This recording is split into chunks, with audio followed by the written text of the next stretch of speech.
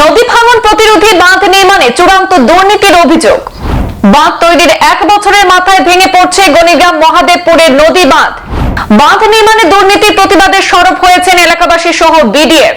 প্রায় বছরখানেক পূর্বে নদী ভাঙন প্রতিরোধে কাছাড়ের গণিগ্রাম মহাদেবপুর এলাকায় বাঁধ তৈরি করা হয়েছিল জল সম্পদ বিভাগের তত্ত্বাবধানে। তৈরির 1 বছরের মধ্যে ভেঙে পড়ছে সেই নদী বাঁধ। বাঁধের নির্মাণ কাজে নিম্নমানের বলে অভিযোগ করেছেন স্থানীয়রা।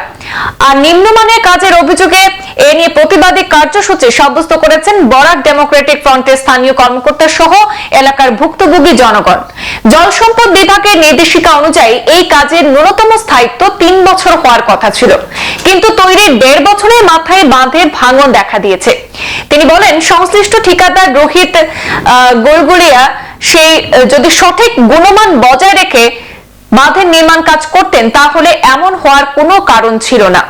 যদি এই প্রতিরোধী বাঁধ আগামী বর্ষার আগে মেরামত করা না হয় তবে নদী ভাঙনের নিকটবর্তী প্রচুর কৃষি জমি জলের তলায় তলিয়ে যেতে পারে, এমনটাই আশঙ্কা করছেন জনগণ, যার ফলে ব্যাপক দুর্ভোগের শিকার হতে পারেন বৃহত্তর এলাকাবাসী।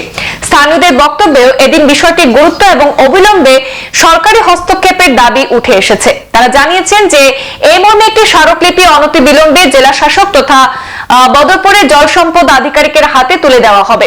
তবে এরপরও যদি কাজ না হয় তবে তারা অবশ্যই এই ইস্যুতে গণতান্ত্রিক উপায়ে বৃহত্তর আন্দোলন গড়ে তুলবেন বলেও জানিয়েছেন।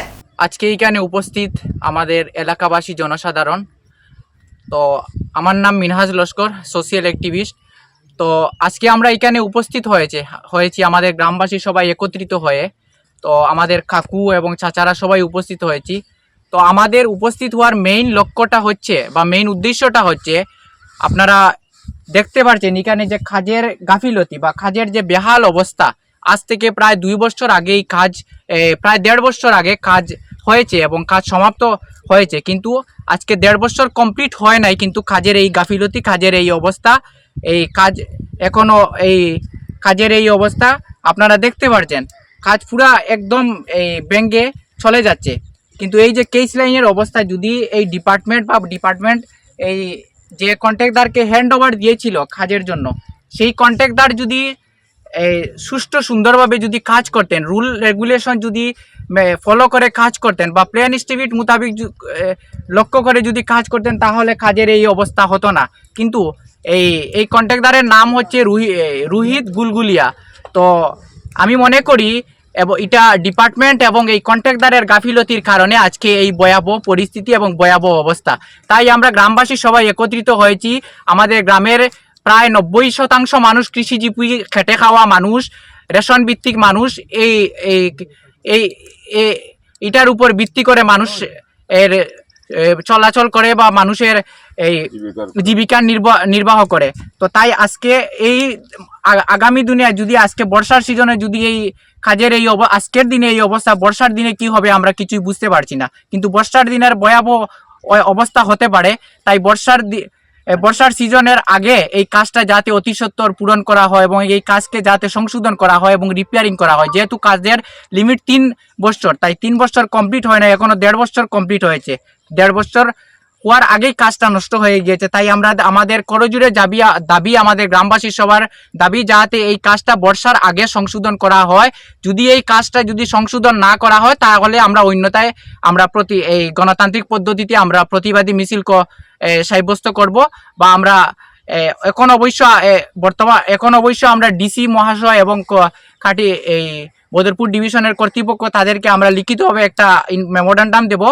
কিন্তু আমরা অলরেডি ওদেরকে আমরা ইনফরমেশন দিয়েছি যে এই জায়গার এই অবস্থা, এই কাজের এই গাফিলতি হওয়ার জন্য কাজে এই জায়গার এই ভয়াবহ পরিস্থিতি, কিন্তু ডিপার্টমেন্ট আমাদেরকে কোনো রেসপন্সিবিলিটি দেয় না বা ডিপার্টমেন্টের তরফ থেকে আমরা কোনো রেসপন্স পাইনি। তাই আজকে আমরা আবারও এই আমাদের প্রতিবাদী কার্যসূচি হাতে নিয়েছি। আমরা এখন সকাল থেকে আমরা এই প্রতিবাদী কার্যসূচি করছি এবং আগামীতে যাতে আমাদের একটাই দাবি, যাতে বর্ষার আগে আমাদের কাজটা সংশোধন করা হয়। যদি সংশোধন না হয় তাহলে আমরা বৃহত্তর আন্দোলন গড়ে তুলব। এতটুকু পর্যন্ত, ধন্যবাদ। আমার নাম জয়ন্ত নাথ। আমি এই মহাদেবপুর গ্রামের তরফ থেকে জানাইতেছি যে আমাদের এই প্রোটেকশন 2 বছর প্রায় পূর্ণ হইল না, কিন্তু ওই দেখো বর্তমানে গভীরে চলে গেছে, নদীর গভীরে। যদি এইভাবে চলে যায় আমাদের গ্রাম কোথায় চলে যাব? এবং গাড়ি ফ্লাডে আমাদের গ্রামের সমস্ত খাটিগোড়া ছিন্ন ভিন্ন হয়ে যাবে নদীর জলের তরফ থেকে। আমি ওটা শুরু করার জন্য মুখ্যমন্ত্রী এবং এই ডিসি মহাশয়ের কাছে বারবার আবেদন জানাইতেছি এবং এই কর্তৃপক্ষকে জানাইয়ে দিচ্ছি। যখন রাস্তার এই প্রোটেকশন কাজ করা হয় তখন রাত্রেবেলা কাজ মানুষের চোখে দুলা দিয়া কাজ করছে এবং যে ড্রেনগুলা করা হয়েছে গর্ত ভালোভাবে করছে না, ইট দিত ইটও দিছে না ভালোভাবে, বালি দিয়া মারিয়া গেছে গিয়া, আমরা ঠগাইয়া গেছে গিয়া। তা আমরা কিভাবে এটা সহায়তন অসহায়ের ফতনে সহায় হই, ওটা মুখ্যমন্ত্রীর কাছে বারবার দৃষ্টি আকর্ষণ করছি। আমি এই বলি আমার মত প্রকাশ করিলাম। সংবাদ এই পর্যন্তই, ফিরছি পরবর্তী অন্যান্য আপডেট নিয়ে। ধন্যবাদ।